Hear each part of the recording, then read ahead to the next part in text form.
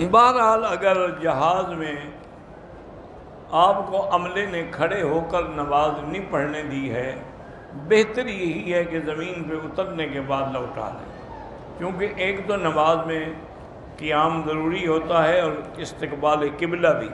تو جب انہیں نہیں، اس کا مطلب ہے آپ کے لیے دونوں چیزیں مشکل تھیں، تو سیٹ پہ بیٹھ کے نماز پڑھنے سے بہتر ہے کہ ان کو لوٹا دیں۔ بہرحال جس کی انگلینڈ میں لکھا ہے کہ بیوی بیمار ہے، اللہ شفا عطا فرمائے۔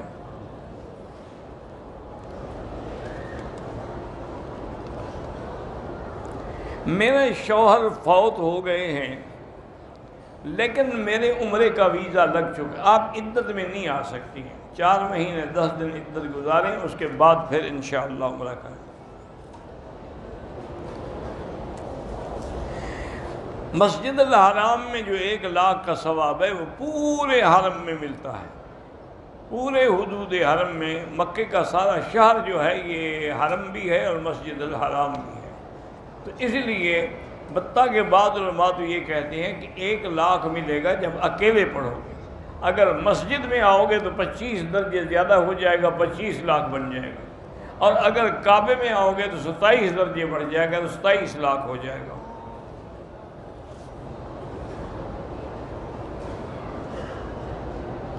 ایک آدمی کے 4 بیٹے ہیں، وہ 3 کو تو دیتا ہے لیکن 1 کو نہیں دیتا، تو قیامت میں پکڑا جائے گا۔ اس کو چاہیے کہ سب کو برابر دے۔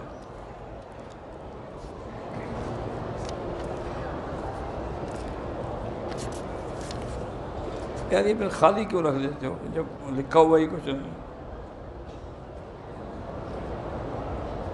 کہتے جی کہ ہم نے جو سر پہ ٹوپی پہنتے ہیں اس ٹوپیوں میں ستارے وغیرہ لگے ہوتے ہیں، بہتر ہے کہ نہ ہو، جتنا سادگی ہو اتنا اللہ کے ہاں زیادہ اجر ہے۔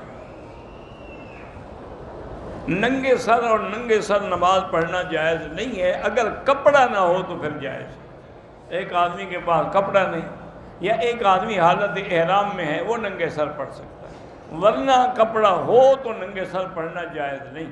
حضور پاک نے ساری زندگی کبھی بھی ننگے سر نماز نہیں پڑھی۔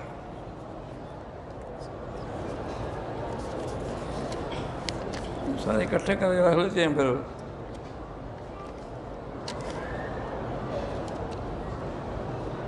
اپنا جائز حق وصول کرنے کے لیے اگر رشوت دینی پڑے، کوئی حل نہ ہو تو پھر لینے والے پر گناہ ہوگا، دینے والے پر نہیں ہوگا۔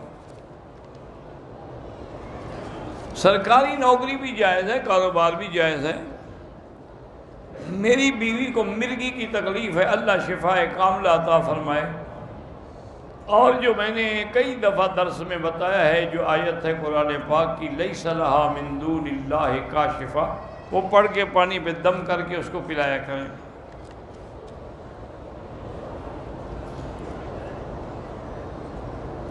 میری بیوی عمرے کے لیے آئی ہے، وہ نیت کر کے آئی ہے، یہاں حیض آ گیا تو بیٹھی رہے، جب پاک ہو جائے غسل کر کے عمرہ کرے، اس کو پھر کہیں جانے کی ضرورت نہیں ہے، نیت تو کر کے آئی ہوئی ہے۔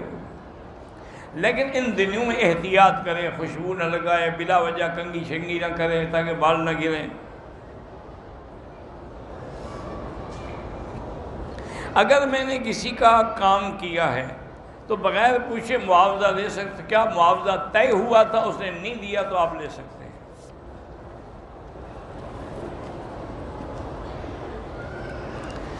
میرے بھائی وتر جو ہے اس کی 3 رکعتیں ہیں، اور اسی طرح پڑھی جاتی ہیں جیسے مغرب کی نماز کے 3 رکعتیں پڑھی جاتی ہیں۔ بعض ائمہ رحمۃ اللہ علیہم پڑھتے وہ بھی 3 ہیں، لیکن 2 رکعتوں پر بیٹھ کے سلام پھیر کے پھر کھڑے ہو کے 1 رکعت پڑھتے ہیں، تو نتیجہ تو خیر یہی نکلا نا کہ وتر کی 3 رکعتیں ہیں۔ اور حضور پاک نے بھی 3 صورتیں بتلائی ہیں کہ پہلی رکعت میں سبح اسم ربک الاعلی، دوسری رکعت میں قل یا ایھا الکافرون، اور تیسری رکعت میں قل ھو اللہ احد۔ اگر 1 رکعت ہوتی تو حضور 1 سورت بتلاتے، 3 تو نہ بتلاتے۔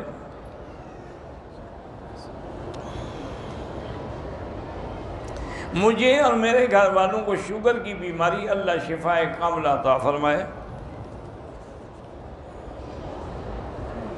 اگر نوکری نہ ملے تو بینک میں نوکری کر سکتے ہیں، لیکن دوسری جگہ مل جائے تو بہتر ہے کہ بینک کی نوکری نہ کریں۔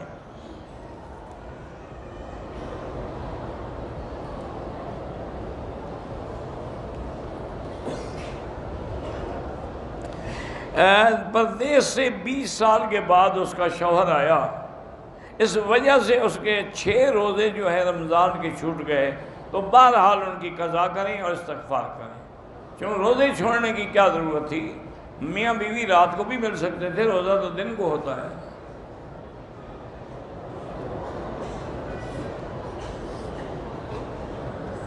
ایک عورت کو شوہر نے طلاق دی، اس کا شوہر فوت ہو گیا، وہ شوہر کی ریٹائرمنٹ کے پیسے وصول نہیں کو، جب طلاق دے دی اس کی بیوی نہیں رہی تو کیوں وصول کرے؟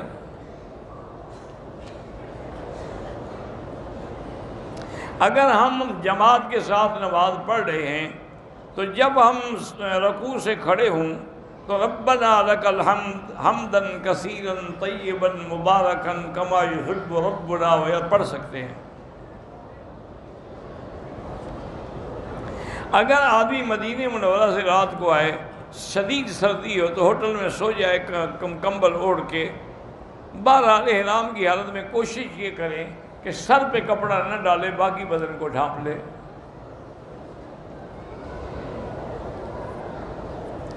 آج کل پاکستان میں سردی کی شدید لہر آئی ہوئی ہے، مسجد جانا بھی بڑا مشکل ہے، مجبور ہے تو پھر گھر میں جماعت کریں۔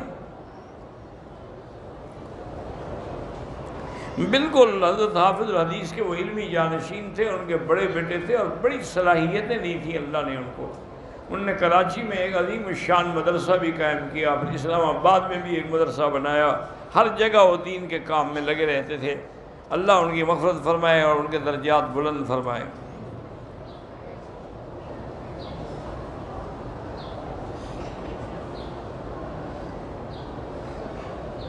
ایک آدمی نے بیوی کو طلاق دی، پھر کچھ دیر کے بعد کہنے لگا کہ میں نے طلاق جو ہے توئے سے نہیں تے سے دی، وہ طلاق ہو گئی، تے سے دو یا توئے سے دو، اس سے کوئی فرق نہیں پڑتا۔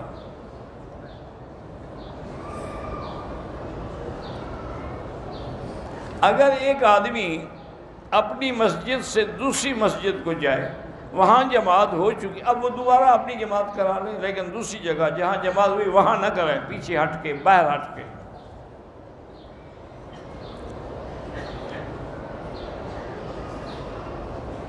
میں سعودی عرب کی کمپنی STC میں کام کرتا ہوں نیٹ کا، آپ کی تنخواہ بالکل حلال ہے، بارہ ضاد پڑھو یا ضاد پڑھو دونوں جائز ہیں، بلا وجہ جھگڑے نہ کرو۔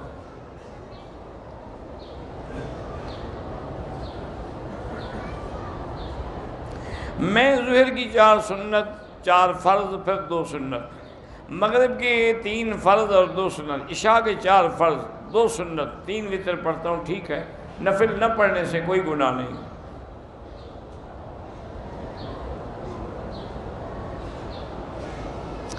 کہتے ہیں جی کہ اگر ہم نماز کے لیے بیٹھے ہیں، ٹائم ہے، ہم مسافر ہیں، سنتیں معاف ہیں، تو قضا نماز پڑھ سکتے ہیں۔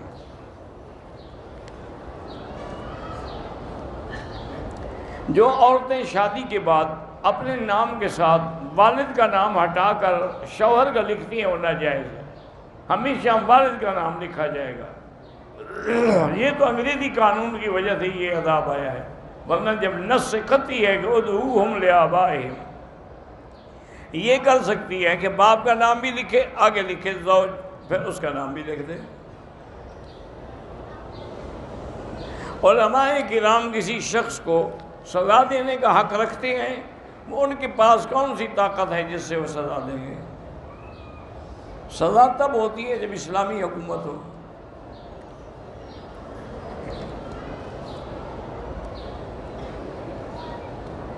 بہرحال آپ کی بہن کے بچے ہوئے، فوت ہو گئے، اب بچے، اللہ تبارک تعالیٰ اس کو اولاد صالح اور طول العمر عطا فرمائے۔ اگر کسی کی بچی آپ لے کے پالتے ہیں وہ جائز ہے، لیکن اس کے نام کے ساتھ اس کے باپ کا نام رہے گا۔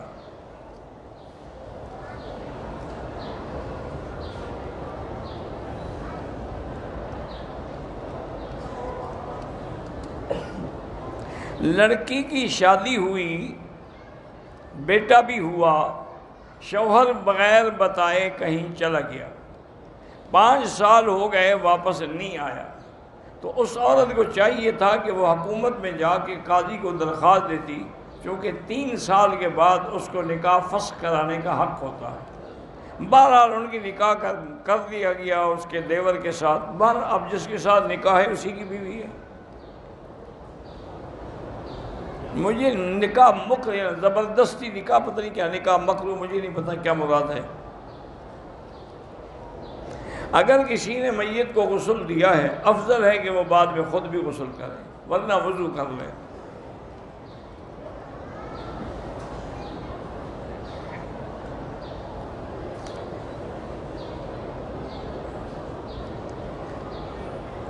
بہرحال گزارش یہ ہے کہ شرعی عذر بھی نہیں ہے، محض لڑکی کو تعلیم کی وجہ سے شادی میں تاخیر نہیں کرنی چاہیے، شادی کر لے پڑھتی بھی رہے۔ اگر عمرے کے طواف میں ہم نے بھول کے 7 کے بجائے 8 چکر کر لیے، کوئی نہیں، اللہ قبول کرے۔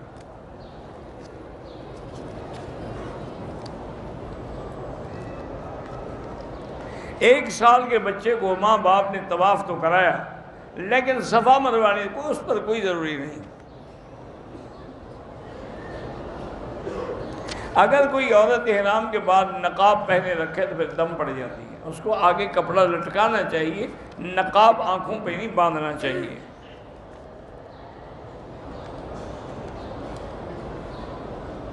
اگر کسی آدمی نے احرام پہنا اس کے پاس جوتا نہیں تھا تو بوٹ پہنے ہوئے تھے، کوئی حرج نہیں۔ اصول یہ ہوتا ہے کہ اس کی ایڑی توڑ کے اس کے اوپر پاؤں رکھ لیں۔ ابو طلحہ نے سلام کہا علیہ السلام۔ ہم گھر میں رات کو شبینہ پڑھتے ہیں، شبینہ پڑھنا جو ہے نا کسی حدیث میں سنت سے ثابت نہیں ہے۔